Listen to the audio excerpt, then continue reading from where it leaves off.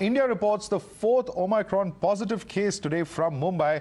In fact, a 33-year-old man with a travel history to African nations has tested positive for the Omicron variant. The patient has mild symptoms and is currently hospitalized. 12 high-risk contacts and 23 low-risk contacts have also been identified. This comes on the same day as the country reported its third case from Jamnagar in Gujarat. A Maharashtra man who travelled from South Africa via Dubai and later Delhi has now been tested Omicron positive for the very first time. And this is the very first case in Bombay which has been reported here in Mumbai. This is the fourth case across India, and right now we are reporting inside the Mumbai International Airport, where there are several arrangements which has been made over here, that the testing has to be taken place, your reports has to come, your registration has to take place, your rapid PCR, and later the RT-PCR testing has to be done. Your reports come positive or negative. Depending on that, you will be either sent it to your hospital or to your place. But now what we are learning is that the person on November 24th, a laboratory test revealed that this 33-year-old man who came from South Africa has been now found Omicron variant positive. He has also been in very close contact with 12 high-risk contacts and 23 low-risk contacts. That is what we are learning as of now. But here, the patient is undergoing a treatment right now at the Kalyan Dombivli area in a hospital. So now, the very first case which has been reported in Mumbai, it is going to be a very difficult challenge for all the health authorities over here to control the number right at the number of one. With journalist Sanjay Ranjish, Shivani Mishra for Times Now, Mumbai. All right, that was an exclusive report coming in from Shivani in the Mumbai airport, where, of course, a fresh case today has been detected of Omicron. Let's take this across to our guests who are joining us. Dr. Sandeep Mishra, Professor of AIIMS, is with us. Rajiv Dasgupta, member of the National Task Force, is with us, as well as Dr. N.K. Mehra, former Dean of AIIMS. Dr. Vivek Nagia, Principal Director of Max Hospital, Saket, is also with us. Thank you so much, doctors, for joining us on the show today. I want to begin by asking you the most important question that we need to focus on, even as cases have come in now from Karnataka, from Maharashtra, from Gujarat, states that have a significant share of international traffic. Now is the time that tracking, tracing is something that is an absolute non-negotiable. Dr. Mehra, let me begin with you. Somewhere last year, it appears that we let our guard down as far as the entire process of tracking and tracing is concerned. But this time around, it's a fresh start, a fresh challenge with Omicron, and that would be very, very crucial in breaking the chain.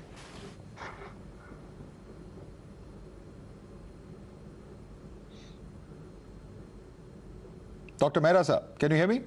You were asking me. I'm yes, so sir. Sorry. Oh, yeah, of course. You know, the Omicron variant, we believe, could become dominant in times to become, because it is known to be very contagious. And we have seen that in South Africa. Right now, nearly 3/4 of the cases that we see in South Africa are of Omicron. You know, South Africa has already seen beta variant in the past, and then they had the Delta, and now they have the Omicron. And a lot of people believe that in times to come, Omicron could become the dominant one. At this point of time, Delta is still the most dominant strain that we see all over the world. But because of the fact that the Omicron is very highly transmissible, it could become the most important one in times to come. But the good thing is that this virus doesn't give a very serious infection. Not a single case of very serious infection has been known so far. Okay, very, very important, but my question is still unanswered, and let me take that question across to Dr. Sandeep Mishra. Dr. Sandeep Mishra, the question still remains, tracking and tracing has been prescribed. Somewhere last year, it seems that with the large numbers that we were looking at with Delta, the system somewhere either got fatigued or overloaded. But now with Omicron, it's a completely new race to try and catch up and trace. For instance, patient 0 in Karnataka, the healthcare worker, the doctor, the 46-year-old man, we still don't know the source of how he contracted Omicron. So you're right, and I think here it is the health authorities who come first in contact with these individuals to try and figure out how they contracted this infection, and then try to trace all the contacts. And fortunately, we have some experience now with the previous variants, particularly the Delta one, where, as you rightly said, that we could have been overwhelmed by its magnitude. But this time around, I think we are in a better situation, and definitely, I think, as we can see, we are trying the very best to locate all the contacts and isolate them, and then have a close monitor over them. Right. Dr. Rajiv Dasgupta, you're a member of the National Task Force. Let me ask you, sir, are we any closer to understanding how these variants, particularly in the case of the healthcare worker, actually came about? Because I know this is something that would take a long time. There were 200 primary and secondary contacts that we are looking at, and genome sequencing for all of them would probably take a few days. But end of the day, it's very important to know the source of that infection as well, so that we can ensure that the spread of it in these early days is stemmed at the earliest. Thank you, Madhav. We actually covered this ground exactly 24 hours ago last night. I think 2 or 3 significant things need to be kept in mind. It's almost a moot point who got infected first, who gave it to whom, and so on and so forth, for the simple reason that this is a very mild infection so far, clinically. It's very difficult it would be very difficult for it to come to the attention of the health services, because it doesn't have any severe symptoms. Most people wouldn't actually seek treatment, and therefore, if this strategy is to be pursued, they have to be very, very diligently tracked and tested and so on. But as numbers will magnify exponentially, if we have learned anything from the experience so far, particularly in South Africa and some other Southern African countries, it would be a Herculean task to be able to achieve this. And therefore, just as the virus has shifted its strategy, we need to shift the game plan also. The old game plan is not going to hold here, because it's a much milder, much faster spreading infection. And therefore, what's really going to be crucial is, and also this comes in the backdrop of when all systems are in a state of fatigue. So the extent to which those can be re-energized, all agencies are working to their best, but at least one thing that's going to be crucial in the days ahead, particularly because economic activities, educational institutions have largely opened up, is how liberal we are in our policy for anybody with the mildest of illness to stay away from work, to stay at home, no questions asked. Unless these employment and other policies are really nimble-footed, this is going to spread far and wide. Now, whether they're going to be mild, whether they will cause more damage, that only time will tell. But this is an early response we should institutionalize. Dr. Rajiv Dasgupta, please stay with us. I also want to take a question across to Dr. Vivek Nangia. Dr. Nangia, now we are reporting cases across India. I want to take you to some numbers that are coming in. Jammu and Kashmir's Kathua district has reported a staggering 727% increase in new cases between November 26th and December 2nd compared to a week earlier. In the same period, there's been a massive surge in weekly loads in 4 Mizoram districts, including Saiha, that's 237%, and 6 Odisha districts, including Dhenkanal, that is 667%. Now, would you consider these as isolated incidents, or is there a message over there for all of us? No, I think there's a very clear-cut message here, and this is something that we've known always, that there is no scope of complacency yet. This is not a virus which is going to go away from our ecology. We have known this for quite some time. I think right in the beginning of this pandemic itself, the WHO had announced that this is a virus which is here to stay. We need to remember that this is a virus which tends to travel with the public, and travel with people and enjoy with crowds. So we have to have our own social responsibility, understand those responsibilities, and carry them out as well. So basically, I think it's a complacency that has set in over a period of time now. People have stopped taking the required measures. People have started moving out a bit too much, I guess. So that is what has led to this. So right now, there may be some isolated areas where this virus is being found, and there is a surge in the number of cases. But I don't think it's very far when we'll have a surge in the entire country if we don't start taking measures from now. Absolutely. And in fact, let me take this question across to Dr. Mehra as well. Dr. Mehra, there are certain reports coming in. I'm quoting a Reuters report that's come out today that says that the Omicron variant of the virus that causes COVID-19 is likely acquired one of its mutations by picking up a snippet of genetic material from another virus, possibly one that causes the common cold present in the same infected cells, according to researchers. This genetic sequence does not appear in the earlier versions of coronavirus called SARS-CoV-2, but is ubiquitous in many other viruses, including those that cause the common cold and also in the human genome. Now, how do you look at this, and what does this really mean in common man terms for our viewers, if you could break that down? This is one of the three theories that we are talking about in terms of origin of this Omicron. One of the theories is that it must have originated in a country where the genomic sequences are not being done. And the news came that the first case was probably in Botswana on November 9.